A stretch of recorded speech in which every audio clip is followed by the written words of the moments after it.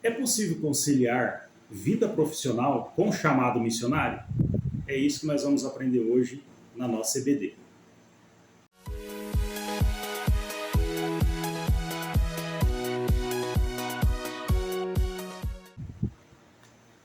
Meus queridos irmãos, a paz do Senhor.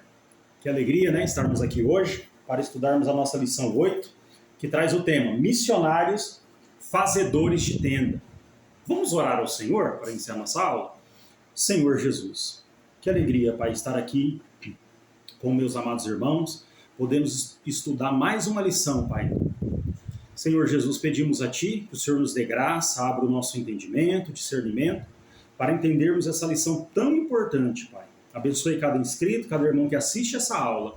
Nossa oração, Pai, fala conosco, nos ensina, em nome de Jesus. Amém.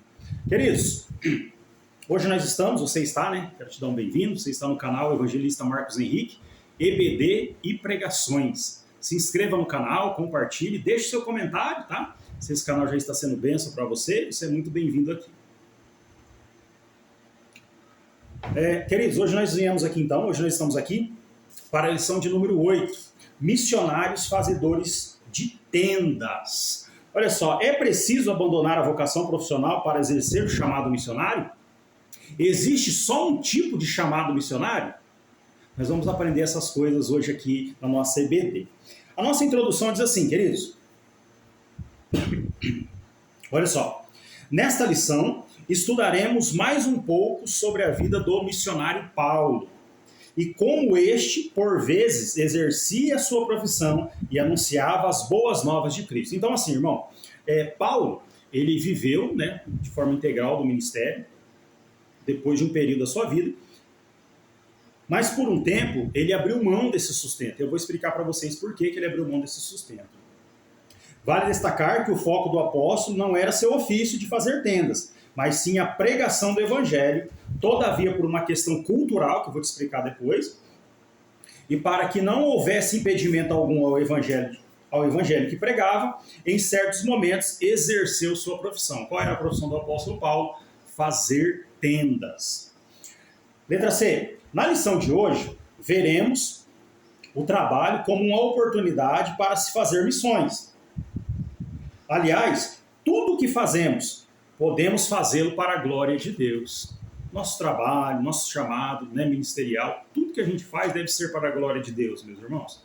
1 Coríntios, no capítulo 10, no versículo 31, diz assim: Portanto, quer comais, quer bebais, quer façais qualquer outra coisa, fazei tudo para a glória de Deus. Letra D.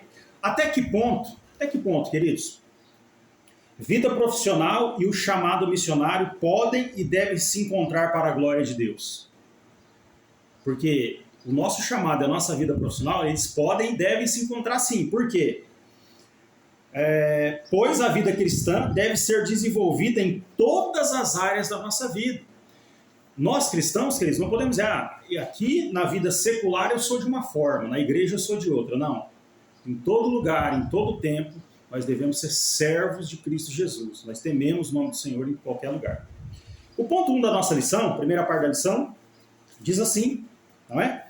A vida profissional de Paulo e sua vocação ministerial. Então, qual era a profissão de Paulo? A profissão do apóstolo Paulo. Vejamos. Paulo, além de exímio pregador do evangelho, também tinha uma profissão. Ele fabricava tendas. Daí o termo missionário fazedores de tendas, como aparece na sua imagem aí. Letra B. A profissão de fabricante de tendas era muito comum nos tempos bíblicos, pois eram usadas de forma irrestrita. Naquela época, irmãos, do apóstolo Paulo, as pessoas utilizavam muito a questão de tendas. Né? Muitas pessoas faziam peregrinações, viagens, e precisavam de tendas para passar a noite. Então era um mercado atrativo para Paulo. Letra C. Materiais usados e o público-alvo do apóstolo.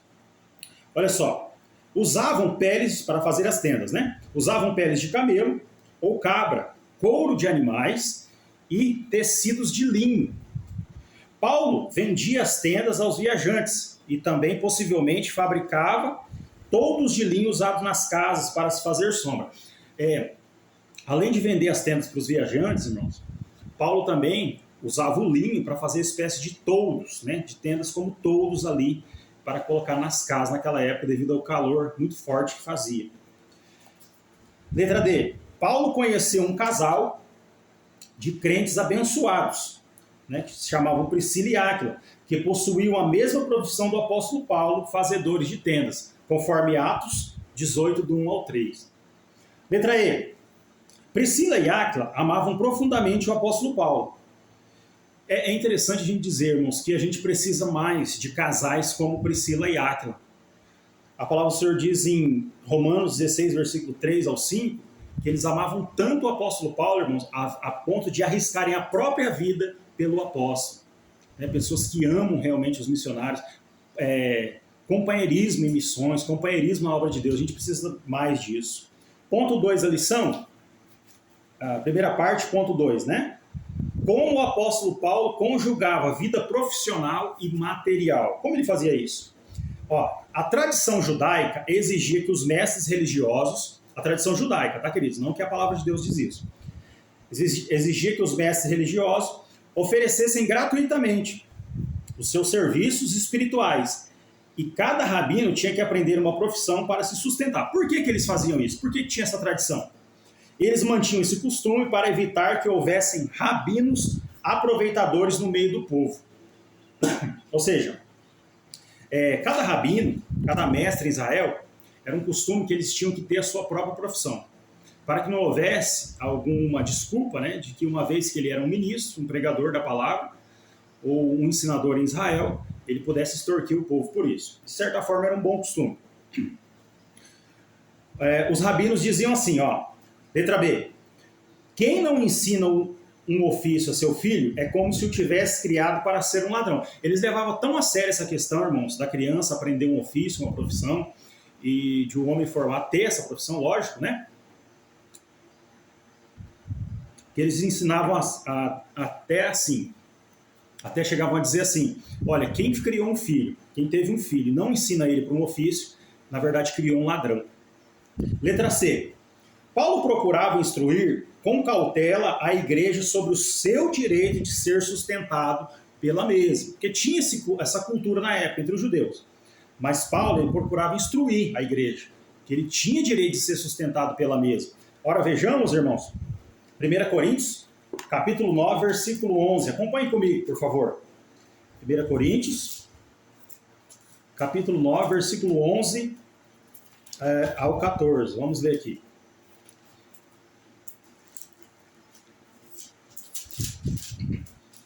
1 Coríntios, capítulo 9, versículo 11, diz assim a palavra de Deus. Olha só.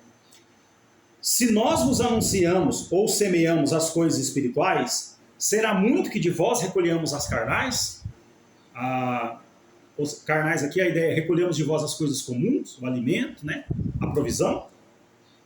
Se outros participam deste poder sobre vós, por que não mais justamente nós? Mas nós não usamos desse direito. Antes suportamos tudo para não pormos impedimento algum ao evangelho de Cristo. Não sabeis, vós, que os que administram o que é sagrado comem o que é do templo, e os que de contínuo estão junto ao altar participam do altar? Assim ordenou também o Senhor aos que anunciam o evangelho que vivam do evangelho. Assim anunciou o Senhor como, irmãos? Aonde? Mateus 10 e 10, Jesus diz, digno é o obreiro do seu salário. Letra D. Mesmo tendo o direito, como apóstolo de Cristo, de ser sustentado pela igreja, Paulo abriu mão desse direito e trabalhou com as próprias mãos. Olha Atos, irmãos, capítulo 20, versículo 34, que é o nosso texto áureo, que diz assim, vós mesmos sabeis que, para o que me era necessário, a mim e aos que estão comigo, estas mãos me serviram. Paulo trabalhou algum tempo na sua vida, no seu ministério, com as suas próprias mãos. Olha só, queridos, referências bíblicas onde mostram e provam que Paulo trabalhou. Paulo trabalhou em Éfeso, 1 Coríntios 9, 12. Trabalhou em Corinto, 1 Coríntios 4, 12. trabalhou em Tessalônica, 1 Tessalonicenses 2:9, 2 Tessalonicenses 3:7 ao 9. Agora, letra E. Por que, irmãos, Paulo por vezes abriu mão do seu direito? Depois você confere, conforme está em 1 Coríntios, capítulo 9, do versículo 15 ao 18. Por que Paulo abriu mão desse direito? Paulo agia assim, irmãos, porque naquela época, principalmente entre os gregos, haviam muitos que estavam pregando o evangelho, anunciando a palavra de Deus, somente por avareza, por dinheiro. E Paulo dizia o seguinte: eu, longe de mim, perder essa glória, a glória de ter ganhado vocês para Cristo e de apresentar o evangelho assim. Então Paulo era um homem muito temente a Deus, que até abriu mão, né, em um certo ponto, do seu direito de ser sustentado para não pôr impedimento algum ao evangelho do Senhor Jesus. Letra F. Aqui nós chegamos num outro ponto, queridos, que diz o seguinte: Paulo, ele não cobrava para pregar. O que você acha? Deixa nos comentários aí para mim, por gentileza. O que você acha dos abusos nessa área hoje? Infelizmente, há muitos mercenários da fé hoje, queridos, infelizmente. Conforme 2 Pedro, capítulo 2 e o versículo 3. Quando Pedro diz assim: e farão de vós negócios. É claro, irmãos, que hoje nós defendemos, eu também defendo isso, que digno é o obreiro do seu salário. Se o irmão vai pregar em algum lugar, ele precisa do seu custo da sua gasolina, né? Do seu translado ali, do seu deslocamento até ali, ele precisa de um lugar para ficar, precisa ser custeado isso para ele. Mas hoje a gente vê muito abuso nessa área. Infelizmente, irmãos, se tem quem cobra, né? Tem quem está pagando, e quem resolveria isso seria realmente a igreja. Realmente a igreja, irmãos. Porque quando a gente se baseia no apóstolo Paulo, que abriu mão, sofreu, irmão, do seu salário, para não dar um mau testemunho, por causa de uma cultura da época. E hoje a gente, claro que a gente não recomenda que se faça isso, abrir mão do seu sustento, jamais. Mas a gente vê os abusos, então em contrapartida é um contraponto muito forte, né? Primeira parte da lição ainda, ponto 3. Olha só, que diz: a ética financeira na atividade missionária de Paulo. Paulo tinha uma ética, né? A recomendação bíblica é que o obreiro seja sustentado pela igreja, no caso de serviço em tempo integral. Isso você encontra em 1 Coríntios, capítulo 9, do versículo 11 a 14. Confere aí na sua casa. Olha só, o versículo 11 diz assim: se nós vos semeamos as coisas espirituais, será muito que de vós recolhamos as carnais? Não é justo, irmãos, o nosso pastor, né, o missionário que está semeando coisas espirituais, fundando igreja, recolher as carnais, ou seja, as coisas comuns, o seu sustento, a sua dignificação como missionário, né? 14. Assim ordenou também o Senhor aos que anunciam o evangelho que vivam do evangelho, ou seja, a pessoa que vive de forma integral do evangelho. Apesar de ter muitos abusos nessa área hoje, queridos, existem ainda pessoas que são verdadeiramente chamadas por Deus para viver em tempo integral da obra. Letra B. Como existem os abusos hoje, existem os verdadeiros e os falsos obreiros. Então o que a gente tem que fazer, queridos? A gente tem que seguir o conselho de Jesus. Mateus 7,16 diz assim: pelos seus frutos o conhecereis. Esse irmão, essa irmã que vive em tempo integral da obra, qual é o seu fruto? O que ele tem produzido no reino de Deus? Porque contra fatos, queridos, não há argumentos, não é?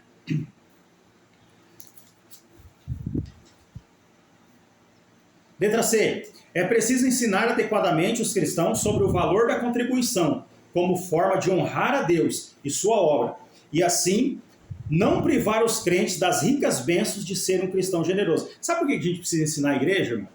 O pastor, os obreiros, sobre o valor de ajudar os missionários, da contribuição?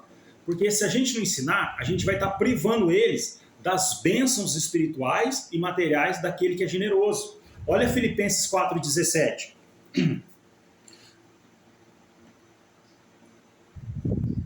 Olha só, não que procure dádivas, mas procuro o fruto que aumente a vossa conta. Então Paulo ensinando ali sobre finanças, ele diz, olha, o que eu estou ensinando para vocês é que a contribuição vai aumentar a vossa conta, vai aumentar as suas bênçãos, as bênçãos na sua vida. Porque é uma lei, né, irmãos? É uma lei da vida, E é uma lei bíblica, que a gente colhe tudo aquilo que a gente planta. Letra D. Devemos honrar os verdadeiros líderes que nos instruem na palavra de Deus. Gálatas 6:6. E o que é instruído na palavra, reparta de todos os seus bens com aquele que o instrui. Letra E. Paulo não exigiu ofertas de ninguém, mas louvou a atitude dos cristãos de Filipos em servir suas necessidades. Olha só, Filipenses 4:14-16 diz assim: Todavia fizeste bem em tomar parte na minha aflição. E bem sabeis vós, ó Filipenses, que no princípio do Evangelho, quando parti da Macedônia, nenhuma igreja comunicou comigo com respeito a dar e a receber, senão vós somente. Porque também uma e outra vez me mandaste o necessário a Tessalônica. Olha, Paulo não cobrava oferta de ninguém, mas ele ficou feliz, irmãos, e disse que o trabalho dos irmãos filipenses foi bom em ajudá-lo. Olha, todavia fizeste bem em tomar parte nas minhas aflições. Esta foi a primeira parte da lição. Se essa lição está sendo bênção para você, se inscreva no canal aí, querido. Deixa o seu like. Esse canal prepara aulas com amor e com carinho para dar um subsídio a você na preparação de suas aulas. Tá bom, querido? Vem comigo, deixa o seu comentário, deixa o seu like, se inscreva aí no canal. Vamos andar juntos para a glória de Deus. Ponto 2 da lição. Missionários fazedores de tendas. 1. Fazedores de tendas. Fazedores de tendas é um termo missiológico. Trata-se de um missionário que, ao mesmo tempo que exerce suas atividades profissionais, também anuncia o Evangelho de Cristo nas horas oportunas, conforme Atos capítulo 18, versículo 1 ao 5. B. Fazedores de tendas são cristãos comissionados e reconhecidos pela igreja. Todavia, não são custeados pela igreja, uma vez que possuem suas respectivas profissões. Então, assim, queridos, o que é um missionário fazedor de tenda? É aquele que é enviado pela igreja, ele é comissionado pela igreja, ele é reconhecido pela igreja. Todavia, ele vai para um país, vamos supor que ele vai a trabalho. Então, ele já aproveita essa oportunidade, após um preparo da igreja nesse missionário, também já para fazer missões naquele lugar. Letra C. Missionários fazedores de tendas conseguem levar o evangelho onde há um antagonismo à mensagem de Cristo. Por exemplo, irmãos, há países que se eu e você for e disser assim, eles perguntaram, o que vocês vieram fazer aqui? Ah, viemos pregar o evangelho. Não, vocês não podem entrar aqui. Ah, o que você veio fazer? Eu vim trabalhar. Você pode entrar. Irmão, entende? Então é uma arma, é um método também de evangelização. Porque se fosse um missionário comum que só vai para evangelizar, mesmo que vivesse em tempo integral da igreja, não poderia nem entrar naquele lugar. Ponto 2, aqui do ponto 2 da lição. Diz assim, a força missionária no mundo. Letra A. Missões hoje é um movimento global graças ao primeiro missionário que existiu. Você sabe quem foi o primeiro missionário que existiu? Nosso Deus. João 3,16. Porque Deus amou o mundo de tal maneira que deu seu Filho unigênito, para que todo aquele que nele crê não pereça, mas tenha vida eterna. Conforme também 2 Coríntios 5, 18 a 19. Onde a Bíblia diz, queridos, que Deus estava em Cristo, reconciliando consigo mesmo o mundo. Nosso Deus é maravilhoso. Ele é o maior missionário que já existiu até hoje. Letra B. De certa forma, todos os verdadeiros cristãos podem ser considerados missionários fazedores de tendas. Por quê? Uma vez que glorificamos a Cristo com nossas profissões e anunciamos o Evangelho lá com palavras e obras. Depois você confere aí na sua casa, por gentileza, 1 Coríntios, capítulo 9, versículo 20 ao 22. Segunda parte, terceiro ponto. O preparo dos fazedores de tendas. É preciso que haja um preparo também. Letra A. Como os outros missionários, os fazedores de tendas devem estar plenamente preparados para tornarem-se missionários transculturais, mais eficientes que puderem. Olha só, queridos, nenhuma obra que realizamos para Cristo pode ser feita sem preparo e qualidade. É preciso que a igreja treine o missionário fazedor de tendas antes de enviá-lo, principalmente sobre a cultura daquele país, conforme 2 Timóteo, capítulo 3, versículo 17. Irmão, tudo que a gente faz na obra de Deus, a gente precisa se preparar, treinar. A Bíblia diz em Lucas, capítulo 2, versículo 52, se me falha a memória agora, que Jesus ele crescia em estatura, graça e conhecimento perante Deus e os homens. O próprio Cristo, meus irmãos, ele crescia no conhecimento, na graça do Espírito Santo. Então nós precisamos orar, nós precisamos estudar a palavra do Senhor. Se eu desejo fazer missões em um determinado país, é preciso conhecer a cultura daquele país. Agora, letra B, olha só isso aqui. Casos extremos de falta de preparação.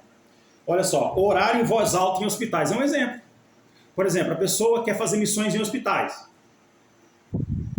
Aí ele começa a orar alto lá, né? Um lugar onde se deve silêncio. E daqui a pouco ele é convidado a se retirar do hospital. Olha só, ungir com óleo o enfermo direto na ferida. Não sei se os irmãos já ouviram falar disso, né, queridos? Mas há pessoas que cometiam um ato extremo de... A pessoa estava com uma ferida aberta ali, queridos, machucada, algo assim, e ele apanhava o óleo da unção, né? Quando o Tiago diz assim, que está entre vós alguém doente, chama o presbítero da igreja, né? Unjam e a oração da fé salvará o doente. Então, queridos, a gente assim não pode misturar as coisas, ver algo assim, fazer algo de uma forma extremista, a ponto de jogar óleo, né? Houve casos já de irmãos dizer também, não na nossa congregação, mas é isso que a gente escuta, alguns casos que a gente ouve, o irmão dizer para a irmã, ele enche a mão de óleo e diz assim, olha, seu cabelo não cresce porque precisa de unção. Queridos, a gente tem que usar sabedoria, então é preciso preparo para os missionários fazer a obra. C. A igreja precisa ensinar e preparar antes de antes de enviar, conforme Mateus 28, 18 ao 20. O que Jesus falou? Ide, ensinai todas as nações. É a igreja que ensina, irmãos. Nós precisamos ensinar. D. Também é preciso treinar o missionário. Caso a obra for ser feita, né, em presídios, asilos, hospitais. Onde que é o desejo que você tem de fazer a obra? É num asilo? Você precisa de um treinamento para ir lá. É num presídio? Precisa de treinamento. A forma certa de falar com os presidiários que estão lá, para que você possa ganhar eles para Jesus. A sua igreja tem se preocupado em ter esse preparo para enviar missionários ao campo? Deixa aí nos comentários, eu quero saber. Eu leio todos os comentários, tá, querido? A nossa última parte da lição diz assim: 3. Vocação, profissão e missões. Letra A. Deus, ou melhor, número 1. Deus é quem chama. Letra A. Diz assim: a palavra vocação vem do latim vocatio, vocationes, e significa chamamento, ato de chamar, vocare, ou escolher, que supõe disposição ou aptidão inerente para algum ofício.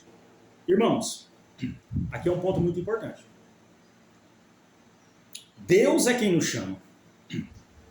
Eu não posso fazer nada, queridos, principalmente na obra missionária, ir para um campo, ir para uma determinada localidade, se eu não for chamado por Deus. Olha Atos, capítulo 9, versículo 15.